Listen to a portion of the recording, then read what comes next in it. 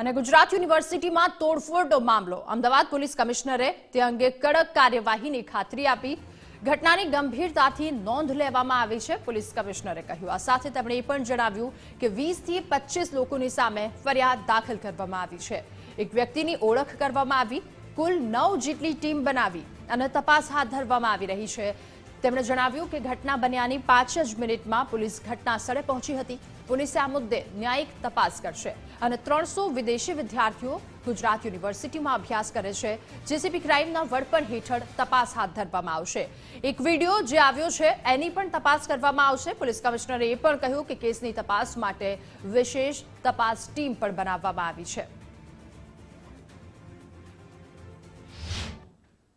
આશરે 300 જેટલા ફોરેનના વિદ્યાર્થીઓ અહીંયા ભણે છે એમાં આ બ્લોક में लगभग 75 વિદ્યાર્થીઓ છે એમાં ગઈકાલે રાત્રે 10:30 વાગ્યાની આશરે અમુક 20-25 માણસો આવી અને અહીંયા જે અત્યારે રમજાન ચાલે છે એના જે લોકો નમાજ પડતા હતા એ લોકોને એ કહેતા હતા કે ભાઈ તમે કેમ અહીંયા નમાજ પડો તો તમારે મસ્જિદમાં પડવી જોઈએ એ રીતેની વાતો કંઈ ચાલી પછી ઝપાઝપી થઈ પછી મારામારી થઈ છે અહીંયા પથ્થર વગેરે ફેંક્યા છે અને રૂમમાં પણ તોડફોડ કરવામાં આવેલ છે એની અમે ગંભીરતાથી નોંધ લીધી છે સરકાર પણ એમાં ગંભીરતાથી નોંધ લઈને કડક કાર્યવાહી કરવામાં આવશે આપણા માટે જે લોકોએ આ કૃત્ય કર્યું છે એ બધા જે મિસક્રિયન્ટ છે એને પોલીસ કડક કાર્યવાહી કરશે પોલીસ અહીંયા પીસીઆર વેન પહોંચી ગઈ છે પોલીસે રાત્રે જ એફઆઈઆર નોંધી લીધી છે વિડીયો વગેરે જે આવ્યા છે સોશિયલ મીડિયાથી એની આપણે સ્ટડી કરી રહ્યા છીએ અને એમાં તમામ તરીકે કહેવા માંગુ છું કે પોલીસ કડક કાર્યવાહી કરશે અને ન્યાયિક તપાસ એમાં થશે આમાં 20 થી 25 લોકોના જે અહીંયા સિક્યોરિટી વાળા છે એમને જે ફરિયાદ કરી છે એમાં 20 થી 25 લોકોના ટોળાએ એ તેઓ જણાવેલ છે પોલીસ તરફથી હું જણાવવા માંગુ છું કે રાત્રે 10:51 ઉપર કોઈએ કંટ્રોલમાં ફોન કર્યો છે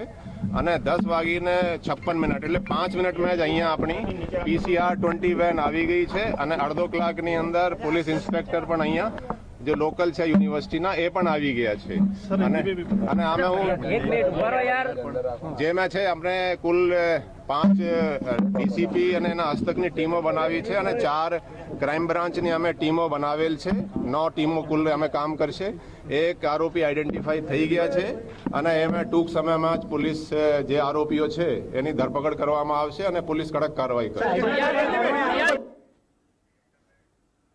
તો યુનિવર્સિટીમાં થયેલી બબાલ મુદ્દે કુલપતિ નિર્જા ગુપ્તાનું પણ નિવેદન સામે આવ્યું નિવેદન આપતા તેમણે કહ્યું કે આ ઘટનાને લઈને કાયદાકીય કાર્યવાહી હાથ ધરવામાં આવશે પોલીસ અને સરકાર અમારી સાથે છે કુલપતિએ પણ જણાવ્યું કે આ સમગ્ર મામલે તપાસ પણ હાથ ધરવામાં આવશે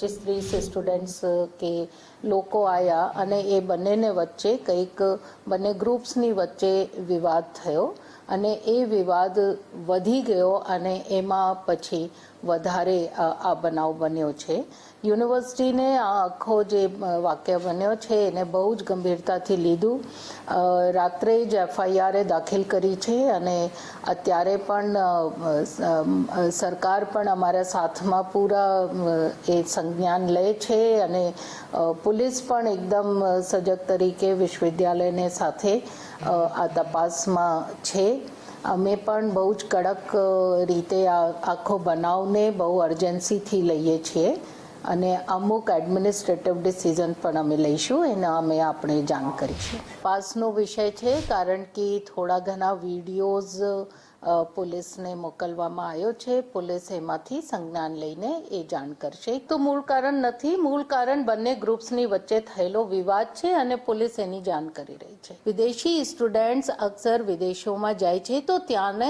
કલ્ચરલ સેન્સિટિવિટી એને શીખવાડવાની હોય છે અને આ ઘટના ઉપરથી એવો ખ્યાલ આવ્યો કે એને હજુ થોડી ઓરિએન્ટેશનની જરૂર છે તો અમે એની સાથે બેસીશું એની સાથે એના મનમાં શું છે આપણે શું કરી શકાય અને કેશા કરવાથી એની સિક્યોરિટી વધે એવી અમે વ્યવસ્થા કરીશું તો ગુજરાત યુનિવર્સિટીમાં થયેલી બબાલનો એક્સક્લુઝિવ વિડીયો હોસ્ટેલમાં રહેતા વિદેશી યુવકોએ પહેલા હુમલો કર્યો હતો.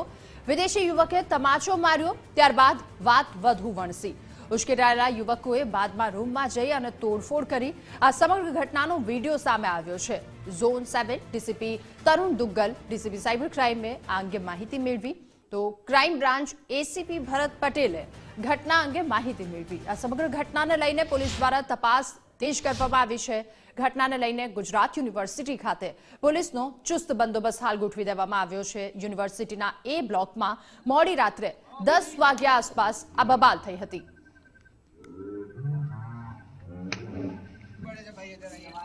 તો અમદાવાદની યુનિવર્સિટી કે જેમાં આ બબાલનો વિડીયો સામે આવ્યો છે. ક્રાઇમ બ્રાન્ચ એસીપી ભરત પટેલે આ ઘટના અંગે માહિતી મેળવી. સમગ્ર ઘટનાને લઈને પોલીસ દ્વારા તપાસ તેજ કરવામાં આવી છે. ઘટનાને લઈને ગુજરાત યુનિવર્સિટી ખાતે પોલીસનો ચુસ્ત બંદોબસ્ત પણ ગોઠવી દેવામાં આવ્યો. યુનિવર્સિટીના એ બ્લોકમાં મોડી રાત્રે 10 વાગ્યા આસપાસ આ યુનિવર્સિટીમાં ઘટના ઘટી હતી અને તેને લઈને તપાસ હવે તેજ પણ કરી દેવામાં આવી છે. તો ગુજરાત યુનિવર્સિટીમાં થયેલી બબાલનો આ એક્સક્લુઝિવ વિડીયો. હોસ્ટેલમાં રહેતા વિદેશી યુવકોએ પહેલા હુમલો કર્યો હતો અને ત્યારબાદ આ મામલો વધુ વણસ્યો. વિદેશી યુવકે તમાચો માર્યા બાદ વાત વણસી. ઉશ્કેરાયેલા યુવકોએ બાદમાં રૂમમાં જઈ અને તોડફોડ હાથ ધરી. તોડફોડ પહેલા હુમલો વિદેશી યુવક દ્વારા કરવામાં આવ્યો એ પણ દ્રશ્ય બતાવી રહ્યા છે. આ તરફ બાદના પણ દ્રશ્યો જે યુવકો દ્વારા તોડફોડ કરવામાં આવી તે પણ દ્રશ્યો આપ જોઈ રહ્યા છો ટીવી સ્ક્રીન પર. ઉશ્કેરાયેલા યુવકોએ બાદમાં રૂમમાં જઈ અને તોડફોડ હાથ ધરી. તો ગુજરાત યુનિવર્સિટીમાં થયેલી તોડફોડ બાદ તાત્કાલિક ગુજરાત સરકાર એક્શન મોડમાં આવી ગઈ છે. ગૃહ રાજ્યમંત્રી હર્ષભાઈ સંઘવીએ તાત્કાલિક અમદાવાદ સર્કિટ હાઉસ ખાતે બેઠક બોલાવી અને આ સમગ્ર ઘટના અંગેની માહિતી પણ મેળવી તેમજ તપાસના આદેશ પણ આપ્યા હતા. ડીજીપી વિકાસ સહાય અને અમદાવાદ સીપી જીએસ મલિક પણ હાજર રહ્યા.